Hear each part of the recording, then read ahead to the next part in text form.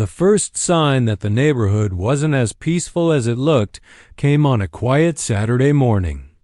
I had only been living here a few weeks, and already I could feel the watchful eyes of the homeowners association pressing down on me. The manicured lawns, spotless driveways, and color-coordinated mailboxes spoke volumes about how tightly the HOA controlled everything.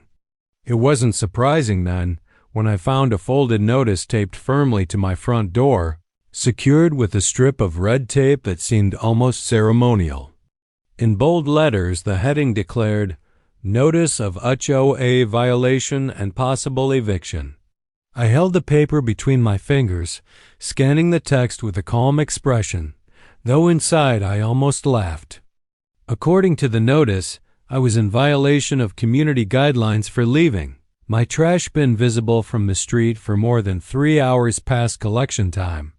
The letter accused me of creating visual clutter and lowering property values and demanded immediate compliance or face fines and possible removal from the community. The signature at the bottom was all too familiar. Karen H., head of the HOA Compliance Committee. I had seen Karen before.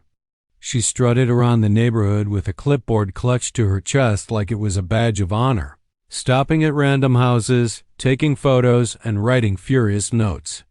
She was the kind of woman who believed her word was law, and she carried herself with the smug certainty of someone who thrived on control. The neighbors whispered about her, but no one dared confront her. To them, she wasn't just another homeowner, she was the ruler of this gated kingdom. As I folded the letter and slipped it into my pocket, I caught sight of Karen across the street. She stood with her arms folded, staring at me over the rims of her oversized sunglasses. When she saw me notice her, she offered the faintest smirk, as though she had already won. Most people probably wilted under that stare, but I only smiled politely and raised a hand in mock thanks. She thought she had found her next victim, someone new and vulnerable to bully. What Karen didn't realize was that I had been expecting her move. People like her always showed their hand early, and I had been waiting. What she saw as a simple trash bin violation was, to me, the opening play of a much larger game. And in that game, she had no idea just how far out of her depth she really was. Karen thought she was dealing with another ordinary resident, the kind who would scramble to repaint their fence or pull weeds the second she snapped her fingers. But I wasn't here by accident, and I certainly wasn't the kind of man to be intimidated by a neighborhood dictator with a clipboard. Every morning when I walked down the driveway with a cup of coffee in hand, blending in with the rest of the suburban scene, I was already calculating. This neighborhood wasn't just a random place I chose to settle in, it was the center of an ongoing investigation. One that had placed Karen directly in the crosshairs of the CIA months before I arrived. On the surface, she looked like the stereotypical power-hungry HOA president, the type who weaponized bylaws to make her neighbors miserable. But beneath that perfectly ironed blouse and those oversized sunglasses, Karen's life was far from ordinary. Intelligence reports had linked her to suspicious financial activities that stretched far beyond petty HOA fines. Money was moving in and out of the association's accounts in strange ways, with payments recorded to shell companies that didn't exist. Karen's name appeared more than once in wire transfer patterns tied to an overseas syndicate, one we had been tracking for years. That was why I was here not as John, the new neighbor with a quiet demeanor, but as an undercover operative assigned to gather first-hand evidence. My job was simple: live quietly, let Karen believe she had the upper hand, and watch her trip over her own arrogance. Every interaction was a test. Every glare, every notice on my door, every smug comment she threw my way was another chance for me to measure her patterns. I had cameras hidden in plain sight, surveillance gear disguised as everyday items, and a direct line to headquarters. Karen thought she was the hunter, circling me like prey, but in reality, she was walking straight into the trap we had been building for months. Still, I had to play the part. When she accused me of breaking minor rules, I feigned frustration like any other resident would. When she demanded compliance, I nodded, even though I knew her power was a facade. The truth was, Karen was already under surveillance, and every step she took brought her closer to the inevitable. What she believed was control was nothing more than the rope she was steadily tightening around her own neck. Karen's harassment didn't slow down, it intensified. Within days of her first notice, she sent a second letter accusing me of painting my mailbox an unapproved shade of black. Then came a formal warning about my car being parked too close to the curb, followed by a supposed noise complaint from a neighbor who didn't even exist. It was clear she wanted me out, and she wasn't afraid to fabricate violations to do it. Every move she made was textbook intimidation, the kind of pushy tactics she had likely perfected over the years. But all the while I stayed calm, quietly letting her dig a deeper hole for herself. Behind the scenes, my operation was shifting gears. I had been collecting enough minor evidence to paint her as a neighborhood tyrant, but now I needed to expose the real crimes, though she thought no one could see. I upgraded my surveillance. Micro cameras hidden inside bird feeders and porch lights, a drone disguised as a delivery company quadcopter making casual sweeps over her backyard, and a listening device planted on the public sidewalk near her mailbox, where she often had hushed conversations on the phone. Every new tactic gave me clearer glimpses of her double life. Then one night, I followed her. She left her house around 11:30 p.m., slipping into a nondescript gray sedan instead of her usual SUV.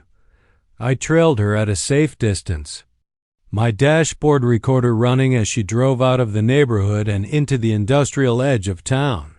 She parked at a dimly lit storage facility, one of those sprawling complexes with endless rows of locked metal doors.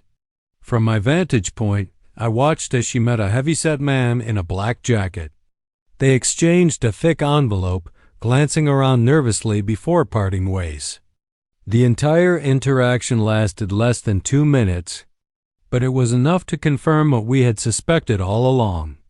Karen wasn't just a nosy HOA president. She was laundering money through fake contracts and using the HOA to mask transfers.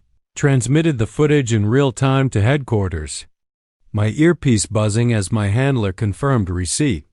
The pieces were falling into place. Karen thought she was scaring me out of the neighborhood, but in truth, she was walking straight into the sting we had been planning for months. All I had to do now was wait for the right moment to close the trap. The following morning, Karen decided to make her final move. I was sitting at my kitchen table, sipping coffee and reading a report on my encrypted tablet when I saw her marching up my driveway through the blinds. She was wearing her usual power outfit, a crisp blouse, a pencil skirt, and those oversized sunglasses that hid her eyes but not her expression. She didn't even knock this time. She barged onto my porch and taped yet another notice to my door before hammering her fist against it. When I opened it, she stepped inside without waiting for an invitation, holding a folder stuffed with papers. "This is your last warning," she snapped, slamming the folder onto my counter. "You've repeatedly violated our community guidelines. The board has voted. You're being evicted. You have 72 hours to leave this property."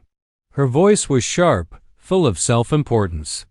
She had no idea she was standing in the middle of a CIA surveillance hub disguised as a suburban kitchen. Calmly set my coffee mug down and closed the door behind her. "You've been busy, Karen," I said evenly. "But so have I." She blinked, confused by my tone. I reached into a drawer, pulled out my badge, and laid it on the counter beside her folder. The gold seal glinted under the kitchen light. "Special Agent," I said, letting the words sink in. "You're under federal investigation for money laundering, fraud, and conspiracy." Her mouth fell open, the color draining from her face. "This is ridiculous," she stammered. I don't know what you're talking about." But before she could finish, the faint wail of approaching sirens filled the air. Through the window, black SUVs rolled up the street, unmarked but unmistakable. Agents in dark suits poured out, their earpieces glinting as they formed a perimeter around my house. Karen backed away, clutching her clipboard as if it could protect her. "This is a mistake," she whispered. But the agents were already at the door, stepping inside with arrest warrants in hand. Within minutes, they had her in cuffs, reading her rights as she sputtered protests. I watched silently, arms folded, as the self-proclaimed queen of the HOA was escorted out to a waiting vehicle. As the convoy pulled away, the neighborhood's perfect stillness returned. Neighbors peeked out from behind curtains, whispering to each other. I picked up my coffee again, savoring the last sip. Karen had thought she was evicting me. In the end, she had only evicted herself from her freedom.